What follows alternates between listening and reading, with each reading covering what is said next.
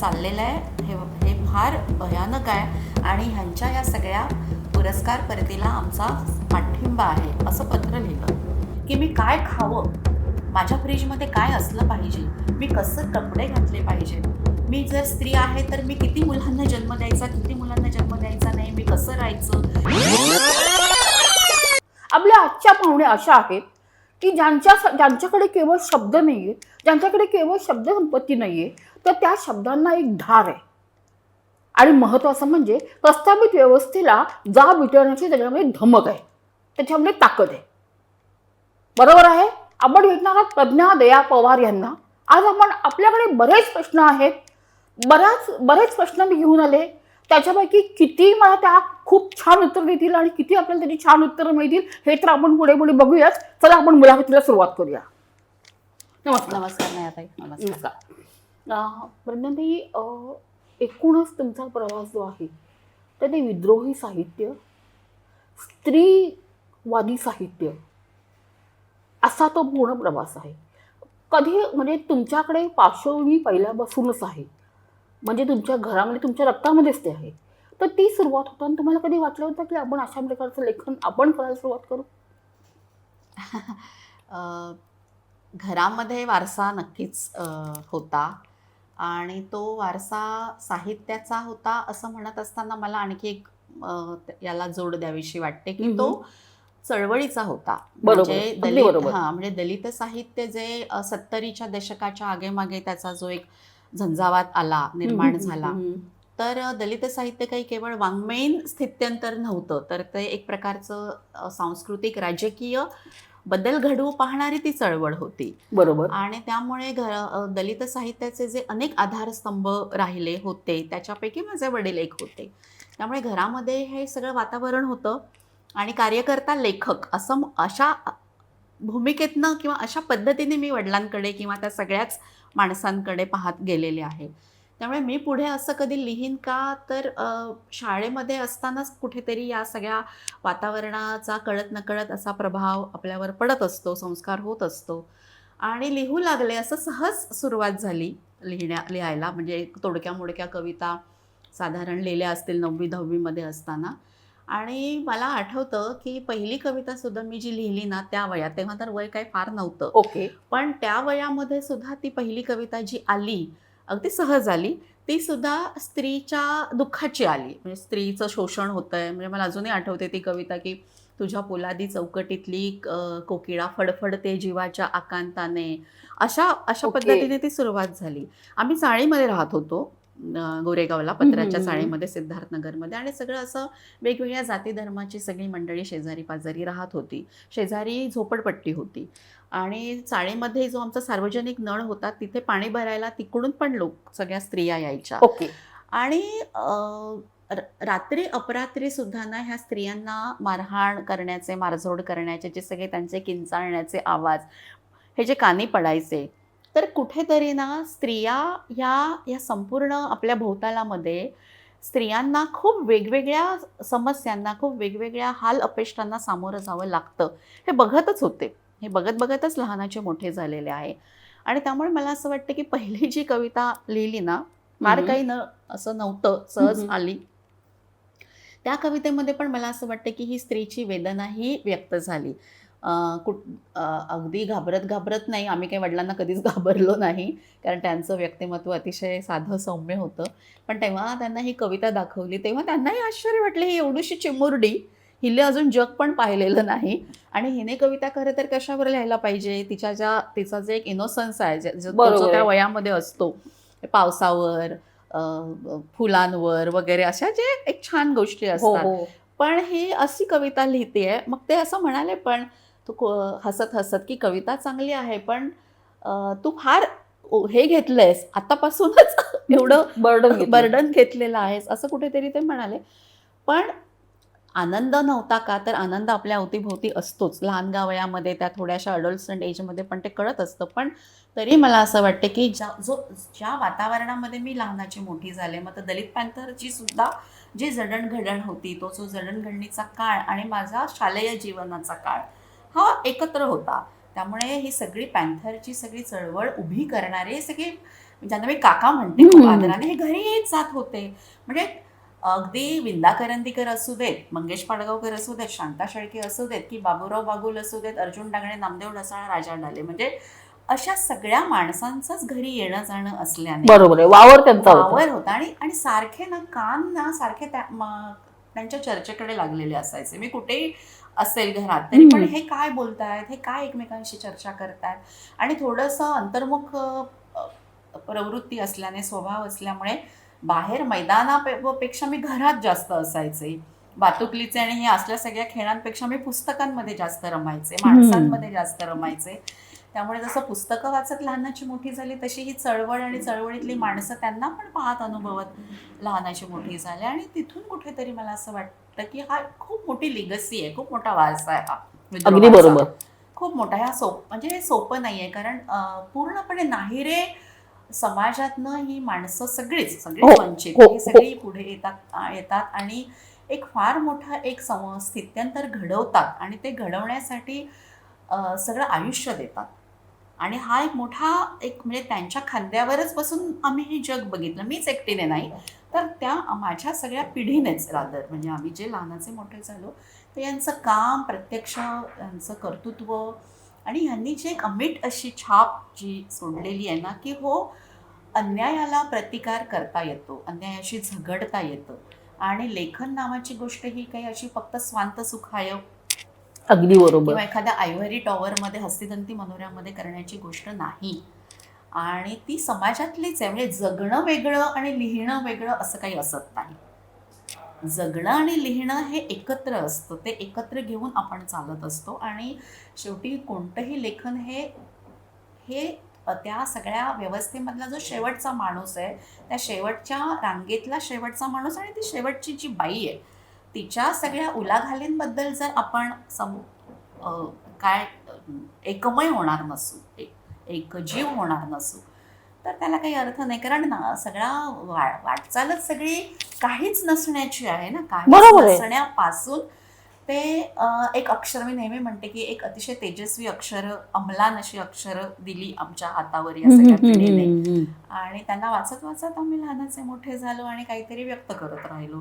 तर तसं मी गेली, आता माझा पहिला संग्रह 1993 मध्ये आला होता आणि माझा आता हिल्लोळ हरवून आतबाहेरचा 24 मध्ये आला. म्हणजे हा जर काळ घेतला तर 30 वर्ष सहज झाली, 3 दशकं झाली.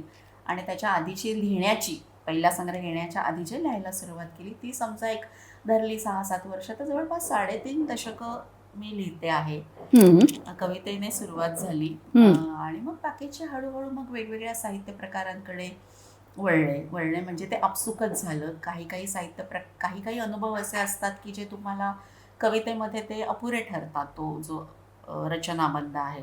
मग कवितेमधूनच कथेकडे, कवितेमधूनच नाटकाकडे असा तो प्रवास होत राहिला असं म्हणता येईल. पण म्हणजे मला आता ह्याने एक प्रश्न असा येतोय की तेव्हाची परिस्थिती आणि आत्ताची परिस्थिती काही फरक पडलाय का हो? म्हणजे एकूणच विद्रोही या याच्यामध्ये फरक अशा अर्थाने की म्हणजे मी आधी थोडंसं सकारात्मक फरक तर पुष्कळच पडलेला आहे. कारण आधीचा जर काळ घेतला, त्या काळामधले जे सगळं जी परिस्थिती होती, ती परिस्थिती नक्कीच म्हणजे एक प्रकारे एक जाणीव जागृती होणं असं ज्याला आपण म्हणतो, प्रबोधन घडणं असं आपण म्हणतो, या व्यवस्थेला प्रश्नांकित करणं असं जे म्हणतो, ते सगळं होतं तेव्हा आणि त्याचा आमच्यावर खूप प्रभाव परिणाम झालेला आहे. आता काय झालेलं आहे, आता थोडंसं नाही म्हटलं तरी आताचा काळ इतका बदलला आहे की ज्या सगळ्या मूल्यांसाठी, म्हणजे ज्या काय म्हणूया अतिशय भारतपणाची जी संकल्पना आहे ना, त्या भारतपणाच्या संकल्पनेसाठी झगडणारी जी मंडळी होती आणि त्या ज्या सगळ्या चळवळी होत्या, तर त्या सगळ्या चळवळीचा टोकदारपणा म्हणा, तो सगळा आता हळूहळू कमी होत चाललेला आहे. आणि ज्याला आपण एक काय म्हणूया मूलतत्ववादी ज्या प्रवृत्ती आहेत, त्याच प्रवृत्ती आता सत्तास्थानी आलेला असल्यामुळे हा जो लढा आहे ना, हा लढा खरं तर आता खूप पुढे जायला हवा होता. तर नाही म्हटलं तरी त्याला एक प्रकारचं एक स्थितिशीलता वेगवेगळ्या कारणांनी यायला लागली आहे. कारण सत्तेची ताकद इतकी पाशवी आहे की लढणाऱ्यांचे आवाज बंद करणं, म्हणजे जरासुद्धा तुम्ही विरोधी सूर लावला किंवा जरासुद्धा तुम्ही बोलायचंच नाही आणि जर काही तुम्ही बोलू लागलात, काही प्रश्न उपस्थित करू लागलात, तर लगेच तुम्ही देशद्रोही ठरता, लगेच तुम्ही अर्बन नक्षलवादी ठरता. त्याची किंमत मोजावी त्याची लागते. किंमत मोजावी लागते. आणि आता काय झालंय की किंमत मोजायची म्हणजे सर्वसामान्य समाजाला सुद्धा एका वेगळ्याच अशा धार्मिक अशा गुंगीमध्ये, म्हणजे हिंदू मुस्लिम हे जे विभाजन केलेलं किंवा जे पोलरायझेशन ध्रुवीकरण. हा. ध्रुवीकरण आहे, त्याच्यामध्ये हे ठेवायचं आणि सतत काहीतरी एक शत्रू तुमच्या समोर असा आणून नाचवायचा की जेणेकरून आपल्या ज्या ज्या भौतिकच्या सगळ्या गरजा आहेत, जे भौतिक प्रश्न आहेत, त्या प्रश्नांवरून नजरच हटवायची आणि नको त्या याच्यामध्ये लोकांना गुंतवून ठेवायचं. असे जे प्रकार झालेले आहेत ना, त्यामुळे बोलणारे बोलतायत, लढणारे लढतायत, या विरोधामध्ये लिहिणारे खूप मोठ्या संख्येने आणि प्रामाणिकपणे काम करतायत. पण नाही म्हटलं तरी सगळं जे चालू आहे ना, ते फार काही सुखद नाहीये. सुखद नाही म्हणण्यापेक्षा भारत म्हणजे जो स्वातंत्र्य लढा भारताने लढला, भारतातल्या अनेकांनी ब्रिटिशांच्या आणि या सगळ्या इंग्रजी सत्तेच्या विरोधामध्ये, आणि भारताला जिथे आणलं, नंतर सुद्धा भारत जो पुढे गेला, तर त्या भारताला जो एका विकासाच्या एका टप्प्यावर उभा राहिलेला होता, वैचारिकतेच्या परिवर्तनाच्या टप्प्यावर उभा राहिलेला होता, तो 50 वर्ष यांनी मागे नेलेला आहे. त्यामुळे आता आपलं नुकसान जे झालंय ना, ते इतक्या पातळीवर पडझड झालेली आहे ना, की ते भरून काढायला आपल्याला अजून खूप ताकदीने उभं राहावं लागणार आणि खूप ताकदीने लढावं लागणार आहे. पण मग हे करण्यासाठी, ताकदीने पुन्हा उभं राहण्यासाठी केवळ कविता, कथा, साहित्य हेच उपयोगी येणार आहे? नाही, असं मी म्हणत नाही. म्हणजे माझी तर स्वतःची व्यक्तिगत अशी भूमिका नाहीच आहे. कारण माझं जे घर होतं आणि घरातली जी सगळी माणसं होती, ती एकाच वेळेस लढणारी पण होती आणि सगळ्या पातळ्यांवर क्रियाशील असणारी होती. फक्त मी लिहीन आणि लिहिणं हीच माझी कृती आहे, असा जो एक समज आहे अनेकांचा, की आम्हाला जे काही म्हणायचं ते आमचं लेखनच म्हणेल, त्या पलीकडे आम्ही काही करणार नाही. पण मला असं वाटतं की जेव्हा एक उदारमतवादी असा जो काळ होता, काँग्रेसचं सुद्धा मी उदाहरण घेते, त्यांनी काही चुका केल्या नाहीत असं नाही, त्यांनी चुका केल्या आणि त्याच्या विरोधात पण आम्ही बोललो, आवाज उठवला. पण नाही म्हटलं तरी एक थोडासा उदारमतवादी अवकाश त्या काळामध्ये थोडासा दिसत होता. तर त्यामध्ये काय झालं की तिथे तुमची अशी भूमिका एक वेळ स्वीकारणीय होती की ठीक आहे, आम्ही लिहितो. पण आत्ताचा जो भारत आहे आणि भारतामध्ये आता जे काही चाललेलं आहे ना, त्यावेळेस आपण असं म्हणणं की मी फक्त लिहीन, तर मला असं वाटतं ते अपुरं ठरणार आहे. लिहितोच आपण, लिहिणारे खूप चांगलं लिहित असतात, पण मला असं वाटतं की जेव्हा आता इतकं पेटलेलं आहे ना सगळं, आणि इतकं पूर्ण सगळं भारताचा जो एक नीव असं ज्याला हिंदीतला शब्द आहे, ती नीवच जिथे ढासळत चाललेली, अशा वेळेस रस्त्यावर पण आपण यायला पाहिजे, आपण त्या सगळ्या आंदोलनांमध्ये सहभागी व्हायला पाहिजे, आपण आवाज उठवला पाहिजे.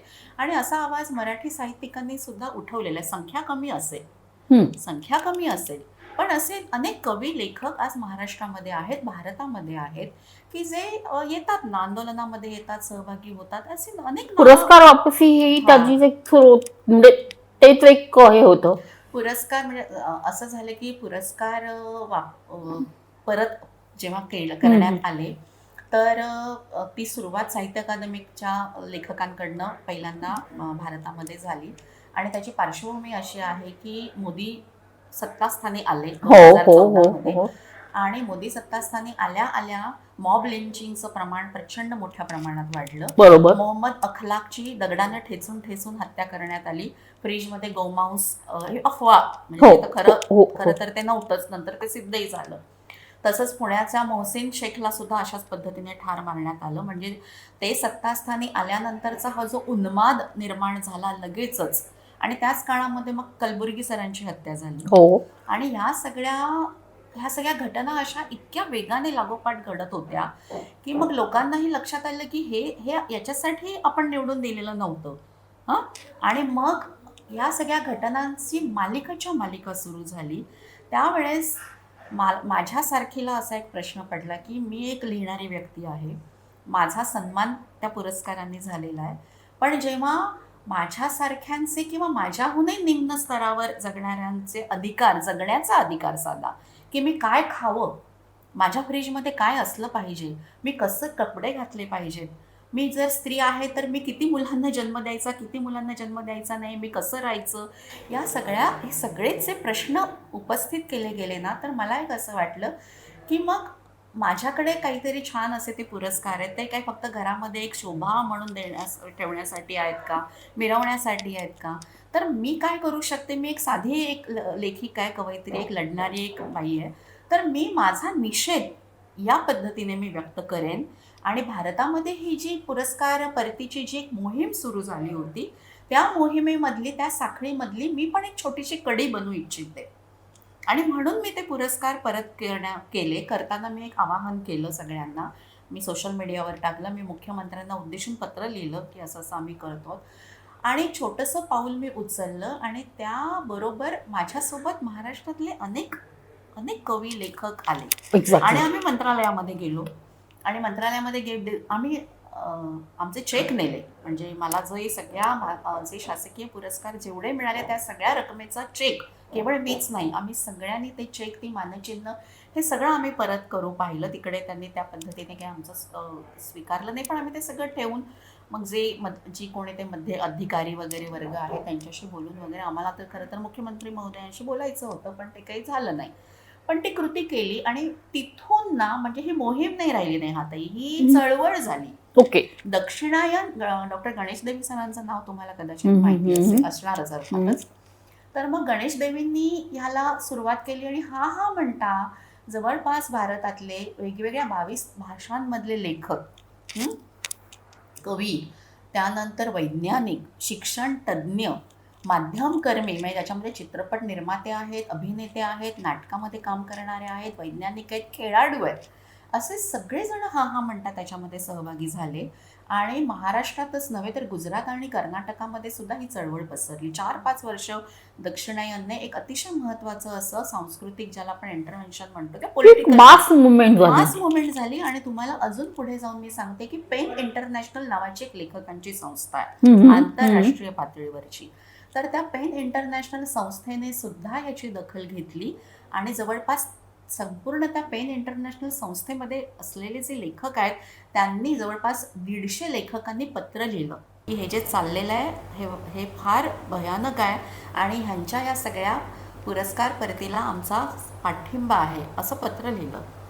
त्यामुळे मला असं वाटतं की, आणि तेव्हा बघा ना, तेव्हा हे काय झालं, FTII मध्ये ते गजेंद्र चव्हाण आले. हो हो. म्हणजे ज्याला आपण भारतातला एक वैचारिक ऊर्जा आणि भारताचं खरं तर वैचारिक मार्गदर्शन करणारे किंवा पुढे नेणार अशा ज्या सगळ्या संस्था होत्या, म्हणजे अगदी IIT असेल, खूप आता नावं घेता येईल, FTII असेल, युनिव्हर्सिटीज असतील, वेगवेगळी विद्यापीठं असतील, तिथल्या नेमणुकांपासून इतका हस्तक्षेप हा वाढला आणि त्याच्यामुळे सगळेच अस्वस्थ झाले आणि ही दक्षिणायन ही चळवळ उभी राहिली त्याच्यातून.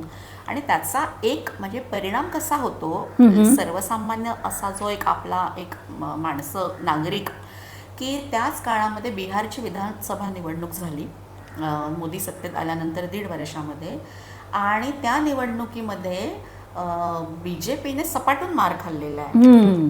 3/4 मतं त्यांना मिळाली. त्यामुळे हे लक्षात आलं की आपल्या अधिकारांचा, जगण्यासाठीच्या ज्या साध्या साध्या गोष्टी आहेत त्या सगळ्याचा किती संकोच होत चाललेला आहे, हे हळूहळू लक्षात येत गेलं. आणि आता तर काय, आता ज्या पद्धतीने, ज्या पातळीवर, अजून हे तर मी 2014 सांगते, तेव्हापासून तर आता 2026 मध्ये आपण आलेलो आहोत. मधल्या काळामधल्या सुद्धा ज्या घटना घडलेल्या आहेत त्या इतक्या भयानक आहेत की म्हणजे आपण या मुलांना, पुढच्या पिढीला आपण कोणता भारत देणार आहोत हा प्रश्न आहे. म्हणजे इथे सगळ्यांचंच पणाला लागलेलं आहे आता. म्हणजे मी थोडंसं ह्यातनं थोडंसं बाजूला येऊन म्हणा की त्यातच हे करताना मला असं म्हणावं असं वाटली की महिलांना ज्या वेगळ्या वेगळ्या सवलती आणि ते जे चाललेलं आहे, तर त्या महिला अत्याचाराच्या घटना वाढत आहेत आणि त्याच वेळेस महिलांना सवलती देऊन वगैरे त्यांना काहीतरी एक खुश करण्याचा किंवा असा काही प्रयत्न होतोय. म्हणजे काय झालंय की आपला जो महाराष्ट्र आहे तो महाराष्ट्र हा पुरोगामी महाराष्ट्र म्हणून ओळख आहे. आपल्या भारताचं संविधानाचे जे शिल्पकार आहेत डॉक्टर बाबासाहेब आंबेडकर यांनी संविधानामध्ये अशा पद्धतीच्या सगळ्या स्त्रीला केवळ स्त्री म्हणून नाही तर एक व्यक्ती म्हणून, मग ती कुठल्याही जाती धर्माची असो, तिला जगण्याचे जो सन्मान आहे, ज्या अधिकारातून, ज्या कायद्याच्या प्रावरणातून मिळायला पाहिजे ते सगळं संविधानातून देण्याचा प्रयत्न केला. त्याच्या आधी त्यांनी हिंदू कोड बिलाची निर्मिती केली की जी संसदेमध्ये मान्य झाली नाही. मग त्याच्यावर त्यांनी राजीनामा पण दिला कायदेमंत्रीपदाचा. एका बाजूने आपल्याकडे भारतामध्ये अनेक समाजसुधारक म्हणजे क्रांतिबा ज्योतिराव फुल्यांचं तर नाव घेतलंच पाहिजे आपल्याला, सावित्रीबाईंचं, की त्या काळामध्ये त्यांनी एवढं सगळं उभं केलं. आणि हे सगळं करत असताना महाराष्ट्र जो एक पूर्णपणे पुरोगामी म्हणून त्याची ओळख होती, स्त्रिया पण खूप हिरिरीने पुढे येत होत्या, लढत होत्या. पण त्याच वेळेस आता असं झालेलं आहे की स्त्रीकडे ना, स्त्री एक व्यक्ती म्हणून पाहिलं जात नाही. लाडकी बहीण, त्या लाडक्या बहीण योजनेमुळे काय झालेलं आहे की खरं तर काय गरजेचं आहे की आमच्या हाताला काम द्या, रोजगार निर्मिती करा, रोजगाराचं, नोकऱ्यांचं जाळं निर्माण करण्याची, उभं करण्याची गरज आहे. पण तिला ते स्वतःच्या पायावर उभं करण्यासाठी ज्या यंत्रणा उभ्या कराव्या लागतील तर त्याला खूप काम करावं लागेल, त्याला डिवोशन लागेल, त्याला एक प्रकारची राजकीय इच्छाशक्ती लागेल. त्यापेक्षा आपण काय करू, हे लाडकी बहीण योजनेतून अमुक एक पैसे तिच्या खात्यामध्ये गेल्यानंतर म्हणजे चक्क हे विकत घेणं आहे. म्हणजे मतं तुम्ही मतदार निर्माण करता आहात, एक सजग संवेदनशील, की काय करता आहात, असे प्रश्न झालेले आहेत. आणि तुम्ही म्हणता ते अगदी बरोबर आहे की यामधून काय झालेलं आहे की स्त्रीचं एक व्यक्तीकरण किंवा एक व्यक्ती म्हणून तिला जे एक मत, एक मूल्य असं जे मानलं गेलेलं आहे ना आपल्या सगळ्या निवडणुकांच्या त्या सगळ्या संदर्भामध्ये, प्रक्रियेमध्ये, तसं न होता केवळ एक तिचं नाही म्हटलं तरी कुठेतरी तिला दुय्यमीकरण झालं या सगळ्या प्रक्रियेमधून. आणि तो जो विचार करण्याचा अवकाशही तिला मिळू नये अशा पद्धतीचं सर्वसामान्य जी बाई आहे, स्त्री आहे, तिची रोजची लढाई जगण्याची ही इतकी आहे ना, इतकी टोकाची आहे की या सगळ्यामधून तिला विचार करण्याला प्रक्रिया आणि हे काय होतं आहे त्यापेक्षा ती कसं म्हणते की माझ्या खात्यामध्ये आलेत पैसे, मी आता देऊन टाकते. तर हे जे सुलभीकरण करणं या सगळ्या प्रश्नांची, म्हणजे प्रश्न खूप गुंतागुंतीचे आहेत, पण त्या गुंतागुंतीच्या प्रश्नांना न भिडता जे अतिशय सहज आहे, जे सोपं आहे ते करायचं. आणि याच्यातून जे जो आपण स्त्रियांना एक मेंदू पण आहे हो, ती एक विचार करणारी, एक विचारशील व्यक्ती आहे, ती या भारताची स्वतंत्र नागरिक आहे, ती विचार करू शकते. तर तिच्या या सगळ्या विचार क्षमतेवरच एक प्रकारचं प्रश्नचिन्ह या सगळ्या प्रक्रियेमधून उभं केलं गेलेलं आहे. आणि हे फार वाईट आहे. याचे परिणाम पुढच्या काळामध्ये अतिशय भयावह, वाईट असे परिणाम दिसणार आहेत. आणि त्यांना हे माहितीच आहे, म्हणून तर आता तर मग अमुक एक ही त्या योग्यतेची नाही, मग ते कागदपत्र चुकीचे दिले आहेत. आता तर वर्तमानपत्रामध्ये आपण वाचतो बातम्या की किती लाडक्या बहिणी हे आता रद्द बदल होत चाललेले आहेत. बरोबर. निवडणुकीच्या आधी हे सुरू केलं, निवडणुकीच्या पार्श्वभूमीवर हे सगळं सुरू झालं. आता हळूहळू काय होत आहे आपण बघतोय. आता थोडंसं बाहेर येऊया. मला सांगा की तुमच्या जीवाशी जोडलेले तर तुमच्या कलाकृती तुमच्या जीवाशी सगळ्यात जोडल्या गेले आहेत, पण अधिक जवळची आणि तुम्हाला तुमच्या प्रवासामध्ये भावलेलं एक कलाकृती कुठली? खैतलांची? हा प्रश्न ना खूप अवघड आहे, कारण कसं आहे की जवळपास 5-6 कविता संग्रह लिहिले मी. त्याच्यानंतर नाटक दादांत खैरलांजीसारखं आलं, अफवा खरी ठरावे म्हणून सारखा कथासंग्रह आला. त्यानंतर माझी स्तंभलेखनाची, ज्याला पण ललित वैचारिक अंगाने जाणारं लेखन म्हणतो तशी पुस्तकं आहेत. मला माझं सगळंच लेखन हे महत्त्वाचं या अर्थाने वाटतं की मी प्रामाणिकपणे लिहिले, सच्चेपणे लिहिलेलं आहे. उगीच काहीतरी चूष म्हणून लिहिलेलं आहे असं नाही, किंवा भारंभार मी लिहित गेले असंही नाही. माझ्या पद्धतीने मी लिहित गेलेलं आहे. पण मला कवितेने, मी असं म्हणेन, कविता मला जास्त जवळची का वाटते, कारण कविता दीर्घकाळ लिहित जाण्यातूनच मला वेगवेगळ्या जॉनरच्या दिशा गवसल्या किंवा सापडल्या. कवितेतूनच मला हे कळलं की मला कथेकडे जायचं आहे. कवितेनेच ती दिशा किंवा तो रस्ता दाखवला. कवितेनेच मला नाटकाकडे पण नेलं असं मी म्हणेन, कारण मी love in the time of Khairlanji सारखी दीर्घ कविता लिहिली. ती कविता लिहिल्यावर मला असं वाटलं नाही, माझं अजून खूप काही मला म्हणायचं आहे, आणि मी नाटक लिहिलं. आता मला खरं तर नाटक कसं लिहायचं, काय लिहायचं काहीच माहिती नाही. आणि ते नाटक लिहिलं ना नेहा, तर मी ते नाटक लिहिल्यानंतर मी त्या नाटकाच्या वाचनाचे पृथ्वी थिएटरपासून अनेक ठिकाणी वाचन केलं त्याचं. ओके. आणि मी खूप वेगवेगळ्या दिग्दर्शकांकडे ते नाटक घेऊन गेले ओके. की मला हे नाटक मराठी रंगभूमीवर आणायचं आहे. हम्म. पण काय व्हायचं, ते स्क्रिप्ट वाचल्यानंतर मला काही जण सूचना करायला लागले की शेवट बदल, हा भाग असा नको, तो भाग तसा नको. आणि मला तर काही त्या स्क्रिप्टमध्ये मला बदल करायची इच्छा यासाठी नव्हती, कारण मला ते त्याच पद्धतीने पोचवायचं होतं. आणि म्हणून मग नंतर तर असं झालं की नाटक मी लिहिलं, त्याचे वाचन झाले, पण माझ्याकडे पैसे नव्हते तेवढे. मग मीच त्या नाटकाची निर्माती झाले आणि मीच मराठी रंगभूमीवर त्या नाटकाचे प्रयोग केले हो, अनेक हो, जणांच्या मदतीने. म्हणजे आमचे सुबोध मोरे नावाचे आमचे कॉम्रेड मित्र आहेत ते आहेत, किंवा शिवदास घोडके, त्यांनी त्या नाटकाचं दिग्दर्शन केलं. आणि अक्षरशः पगार झाले की जे पैसे यायचे खात्यामध्ये, त्यातले पैसे, कारण शेवटी नाटक हे एक सामूहिक गोष्ट आहे. त्याच्यामध्ये अभिनेत्यांना सगळ्यांना पैसे मला त्या प्रयोगाचे द्यायला पाहिजे, त्या थिएटरचं भाडं द्यायला पाहिजे. एक वेळ अशी आली की माझ्या खात्यातले सगळे पैसे संपले. ओके. आणि मग मी ते प्रयोग बंद केले, कारण बंद करावे लागले. पण महाराष्ट्रामध्ये जवळपास एक 20-25 प्रयोग संपूर्ण महाराष्ट्रामध्ये त्याचे झाले आणि खूप चांगलं स्वागत झालं.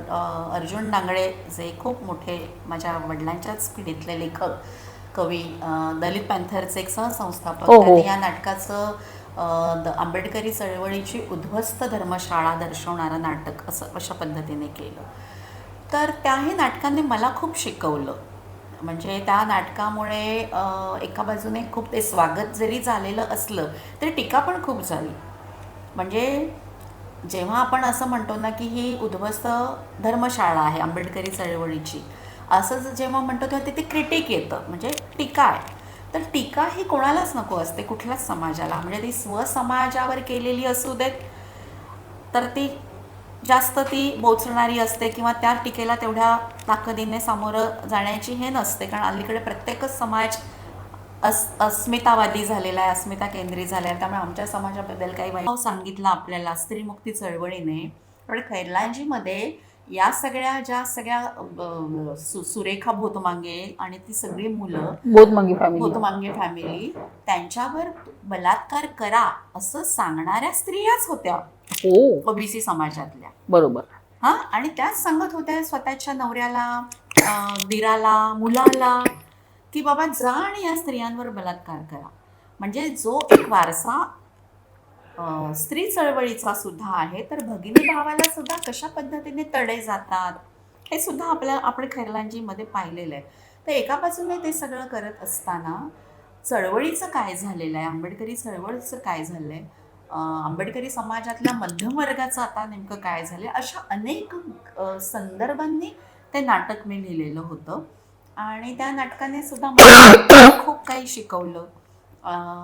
एक अशा प्रकारचं नाटक पोहोचवण्यासाठी एक जबाबदारी जी असते, म्हणजे मी सांगू का, एक राजकीय अर्ज म्हणून मी हे नाटक केलं. आणि त्याच्यासाठी जी काही किंमत मोजायची, म्हणजे खरोखरची किंमत, आणि अशी जी लेखकाला किंमत मोजावी लागते जेव्हा तो थोडासा अवघड मार्गाने जातो ना.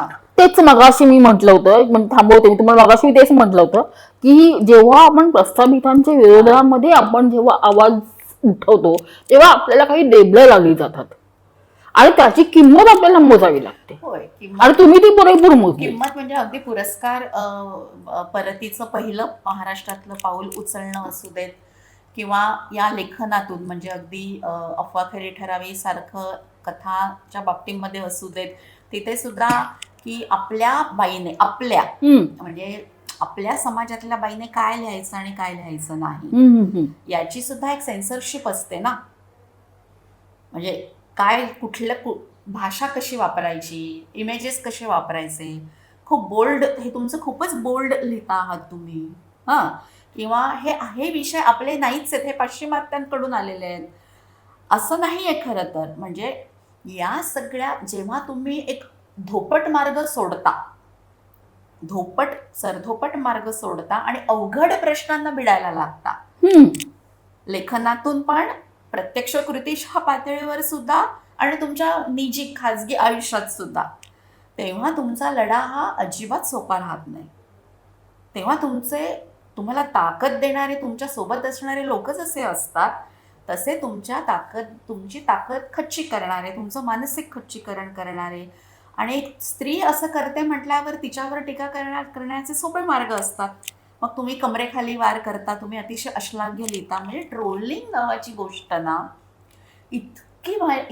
इतका भयानक अनुभव या ट्रोलिंगचा माझ्या वाटायला आलेला आहे. म्हणजे पुरस्कार परत केल्यानंतर सुद्धा लेखनाच्या पातळीवर सुद्धा, किंवा आता उदाहरणार्थ शबरीमाला मंदिर केरळचं, हो तर तिकडे स्त्रियांना प्रवेश नाही, हे सगळ्या हो संदर्भात हो मला माहिती आहे. तर मुंबईमध्ये त्याच्या विरोधामध्ये, म्हणजे प्रवेश मिळावा ही मागणी लावून धरण्यासाठी चैत्यभूमीपासून एक वॉल, म्हणजे ज्याला आपण काय मानवी साखळी हो हो उभारण्यात ओके. आली. आणि त्याचं नेतृत्व, म्हणजे ती सुरुवात करताना मी तिथे असावं असं त्यांनी मला, आयोजकांनी, आणि अनेक संस्था संघटना होत्या. तर मी ते केलं. मी ते गेले तिकडे. मी होते त्या संपूर्ण आंदोलनामध्ये होते. तर मग प्रश्न असा उपस्थित करण्यात आला माझ्या समाजाकडून, की पण आपण तर हे मंदिर बिंदिर, देवळं बिवळं कधीच सोडली. 1956 मध्ये डॉक्टर बाबासाहेब आंबेडकरांनी हिंदू धर्माचा त्याग केला लाखो अनुयायांसोबत आणि बौद्ध धम्म स्वीकारला, जो अतिशय समतावादी, स्त्री पुरुष समानता मानणारा असा होता. मग आता ह्या मंदिर किंवा देवळाच्या याच्यामध्ये आंदोलनामध्ये सहभागी व्हायचं काय कारण? तर मला असं वाटलं की मी नाही, माझा हा प्रश्न नाही, पण माझा हा प्रश्न नाही म्हणून राज्यघटनेने ज्यांना अधिकार दिलेला आहे, मंदिरात कोणीही जाऊ शकतं, स्त्री पुरुष सगळे. मग जर हा अटकाव होणार असेल आणि ते अटकाव का होतोय म्हणून जर प्रश्न, जुलूस निघत असतील, आंदोलनं सुरू होत असतील, तर त्याच्यामध्ये सहभागी होणं हा माझं काम आहे. हे माझं काम आहे. त्या स्त्रिया नंतरच्या टप्प्यावर त्यांच्यामध्ये जाणीव जागृती होईल की मंदिरामध्ये जाण्याने काही कोणाचं फारसं भलं झालेलं नाहीये. बरोबर आहे. याची जाणीव जागृती सुद्धा अशी एकाएकी होत नाही ना. मानसिक तुमचं जे उन्नयन, वैचारिक उन्नयन नावाच्या ज्या गोष्टी होतात, त्याची एक प्रोसेस असते. त्या प्रोसेस नंतर ते कळेल त्यांना की काही अर्थ नाहीये. पण आता हा अधिकार दिलेला आहे संविधानाने, आणि त्या अधिकारावरची जर पायमल्ली होत असेल तर तिकडे त्यांच्यासोबत, त्यांच्या आवाजामध्ये आवाज घुमवणं, त्यांच्या आवाजामध्ये माझा आवाज मिसळणं, हे माझं काम आहे. आणि म्हणून मी इकडे पण गेले ना. म्हणजे शेतकऱ्यांचं जे किसान आंदोलन जे झालं, त्या किसान आंदोलनामध्ये म्हणजे मी सिंगूर बॉर्डरवर गेले, तिकडे सगळीकडे मी गेले. जवळपास 4 दिवस मी तिथे होते. माझा मुलगा पण होता माझ्यासोबत. मी तिथे त्या सगळ्या आंदोलनामध्ये सहभागी झाले. त्यांनी मला भाषण करायला त्यांच्या त्या सगळ्या डायव्हर्सवर नेलं. तिथे मी सगळ्या तिकडे त्यांचं जे लंगर असतं तिथे कामं केली. सगळं 4-5 दिवस मी त्या संपूर्ण आंदोलनामध्ये मी होते. आता मला काही शेती भीती आमच्याकडे नाही. आम्ही सगळ्या अशा वर्गातून आलेलो की शेती भीती काही नाही. पण हा जो संपूर्ण कणा आहे ना देशाचा, शेतकरी, किसान, तर त्यांच्या सगळ्या मागण्यांनाच जिथे हे केलं ते मी काय केलं हे मी काही सांगायला नको. तर मला असं वाटलं की तिथे मी जायला पाहिजे. मी नोकरी करत होते. आता मी व्हॉलंटरी रिटायरमेंट घेतली, म्हणजे आता मी निवृत्त झालेच असते तशी. पण तेव्हा मी प्राध्यापिका असताना, कॉलेजमध्ये काम करत असताना हे केलेलं आहे. तिथे जाणं असेल किंवा खैरलांजीच्या विरोधामध्ये जी आंदोलनं झाली त्याच्यामध्ये सहभागी होणं असेल, किंवा मध्ये जे संपूर्ण काश्मीरचा जो प्रश्नासंबंधी, म्हणजे ही शाहीन बागेमध्ये जे सगळ्या मागण्या केल्या गेल्या, तर त्या मागण्यांच्या बाबत आम्ही सुद्धा काही मराठीतले कवी लेखक आलो आणि आम्ही आझाद मैदानामध्ये आंदोलन केलं आणि आम्ही भूमिका घेतल्या. तर तिथे जाणं असेल, तर हे मी एकटीच करते आहे असं अजिबात नाही. अशी मराठीतले नक्की असे कवी लेखक आहेत की जे हे सगळं किंमत मोजून हे करतात. आणि हे सगळे, मला असं वाटतं ही माझी बिरादरी आहे. ही माझी बिरादरी. कवी असणं म्हणजे काय असणं? कवी असणं हा एक धर्म आहे असं मला वाटतं. तो वेगळाच धर्म आहे. तो अशा कुठला हिंदू मुस्लिम म्हणजे अशा पद्धतीचे नाही.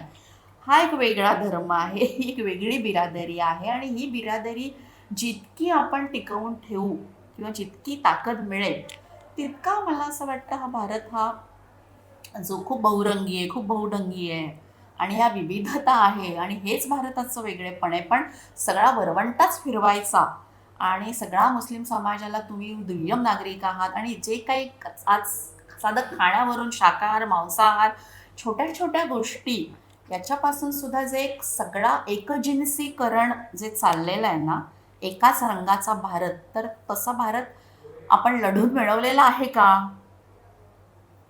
म्हणजे ज्यांनी ज्यांनी आज संपूर्ण आयुष्य दिलं ना, संघर्ष केला पूर्ण, त्यांचं सगळं आयुष्याच्या आयुष्य गेलं, तर त्यांच्यासाठी आपण काय करणार आहोत, कोणता भारत आपण आपल्या पुढच्या पिढीला देणार आहोत, हा पण एक प्रश्न मला खूप अस्वस्थ व्हायला होतं. म्हणजे मी माझं सगळं चांगलं चांगलं चाललेलं आहे माझ्या चार भिंतीमध्ये, असं नसतं. मला अनेकदा प्रश्न विचारला जातो की तुम्ही तुमच्या कवितेमधून याच्यातून हे विद्रोह, हे सगळी स्त्रियांचं सगळं जी घुसमट आहे, मग तुम्हाला सुंदर असं काही आनंदाचं गाणं गावंसं वाटत नाही का? तर मी असं म्हणते की आनंदाचं गाणं गावंसं मला वाटतं. एखाद्या मंथर थुई थुई उडणाऱ्या कारंजासारखं असं सुंदर लकीर छेडावी असंही मला वाटतं. कारण आयुष्यामध्ये आनंद पण असतोच असतो. पण जेव्हा खूप मोठा समाज भारतातला, त्या भारतातल्या समाजाला आपण आनंदापासूनच वंचित ठेवलेलं आहे, साध्या साध्या गोष्टींपासून वंचित ठेवलेलं आहे, मूलभूत गरजांपासून वंचित ठेवलेलं आहे. 75 वर्ष झाली भारताच्या स्वातंत्र्याला. मला सांगा, भटका विमुक्त जो समाज आहे, त्या भटक्या विमुक्त समाजातली स्त्री आज कुठे आहे? मुख्य प्रवाहात ती कुठे आहे? शिक्षणाच्या प्रवाहामध्ये ते किती किती संख्या आहे त्यांची? एक्झॅक्टली. हा, आदिवासी जी स्त्री आहे, की जी आदिवासी स्त्री जमीन जंगल जिने वाचवलं, आज संपूर्ण विकासाच्या नावाखाली त्यांना त्यांच्याच जागेपासून तुम्ही बेदखल करता आहात. त्यांचं पण हिंदुआयझेशन चालू आहे, त्यांना तुम्ही माझ्या खूप शुभेच्छा आहेत